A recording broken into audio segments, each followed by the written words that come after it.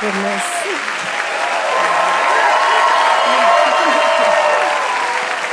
Coleman and Kristen, thank you.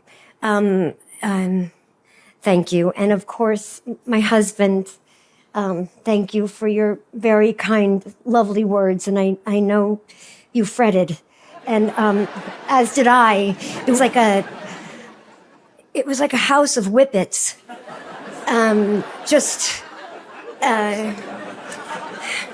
Anyway, it was 1967 at the auditions for the Ohio Valley Summer Theater's production of Once Upon a Mattress, that where my soon-to-be stepfather walked in and saw a young woman, my mother, on stage auditioning for the role of Lady Larkin, that he said to himself, "That is the most beautiful woman I have ever seen."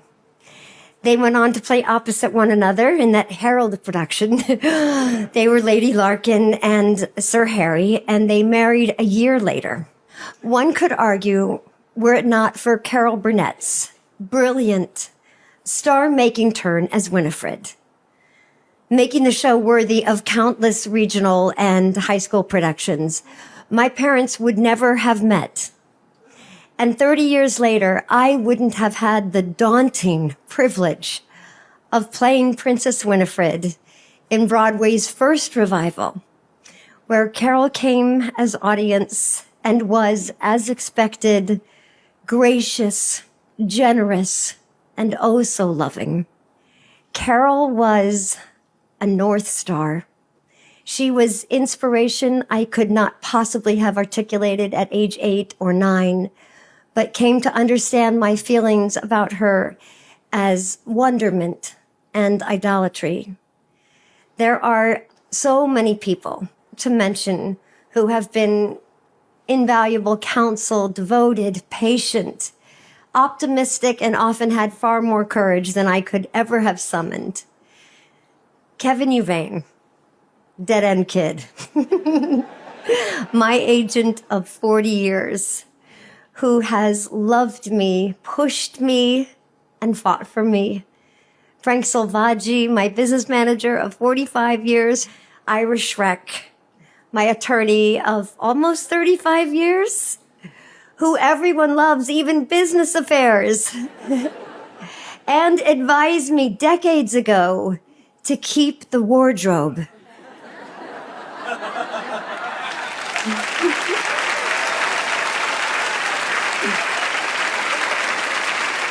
My publicist, Ina Tresiokas, of almost 30 years, who is the portrait of persistence and grace.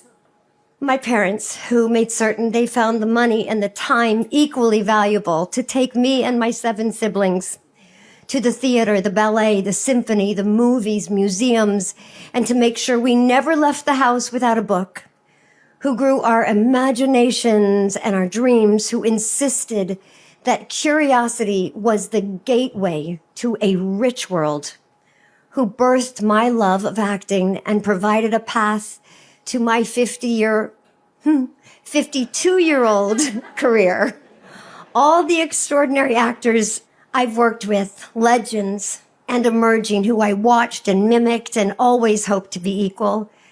In 1997, because Kevin said I had to say yes, I met Carrie Bradshaw, Charlotte York, Samantha Jones, and Miranda Hobbs, and I spent 25 years with the most glorious ensemble of women and actors, where we treated all of New York like CBS Television City and the streets like Studio 33.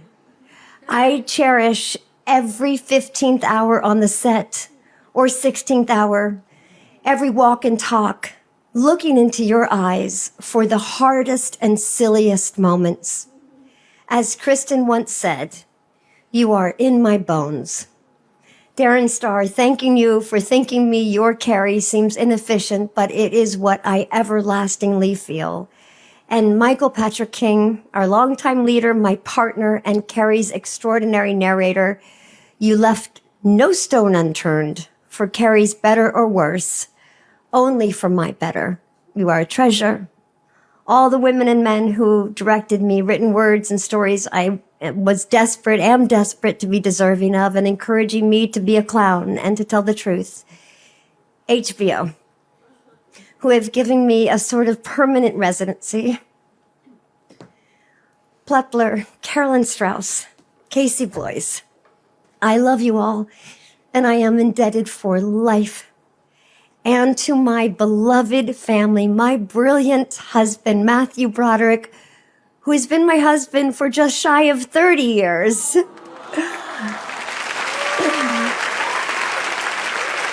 has given me a family discount and all-access pass to his masterclass in acting, comedy, and dedication. And to the family we have made, our divine James Wilkie, Loretta, and Tabitha. Oh, God, I love you so deeply and admire so much the people you are becoming, that every day at home and at work, I want to make you proud. Once again, to Carol Burnett, to the Golden Globes, and all my friends and colleagues gathered here this evening and at home, I humbly thank you for being such an integral part of an inconceivable life. It is a bounty. Thank you.